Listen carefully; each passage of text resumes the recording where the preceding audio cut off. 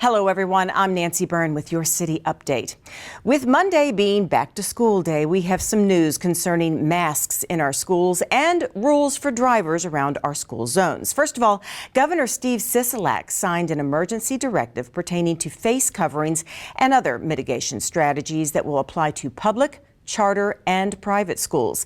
Now, in a nutshell, all school staff must wear face coverings while inside school buildings, regardless of vaccination status.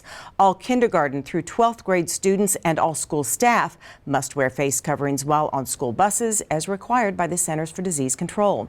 Parents, vendors, volunteers, visitors, and guests must wear face coverings inside school buildings and on buses. There are exceptions to students who are medically fragile, but they must show documentation from a licensed medical professional stating they are exempt. Finally, weekly regular testing will be required in all schools in Nevada for all students, staff, and volunteers who are not fully vaccinated. Now, for more information on this directive, you may visit nvhealthresponse.nv.gov. Parents, students, and motorists are being reminded to be extremely cautious in all school zones. Now, we all got a little used to schools being closed most of last year and perhaps relaxed how alert we are around those schools. That all ends Monday. Here are some important reminders.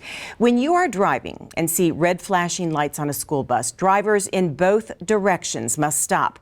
The only exception if the road is divided by a physical barrier, like a median. In that case, drivers on the same side of the road as the bus must stop. Parents dropping off their kids should use designated drop-off zones.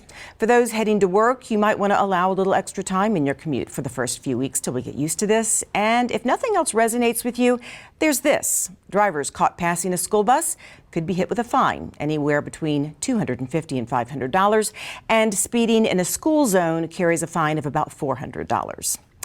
We've all been watching our locals performing in the Olympics in Tokyo, so we want to give you a quick update on BMX rider Connor Fields. As you probably know, he took a bad fall while competing in the semifinals about a week ago.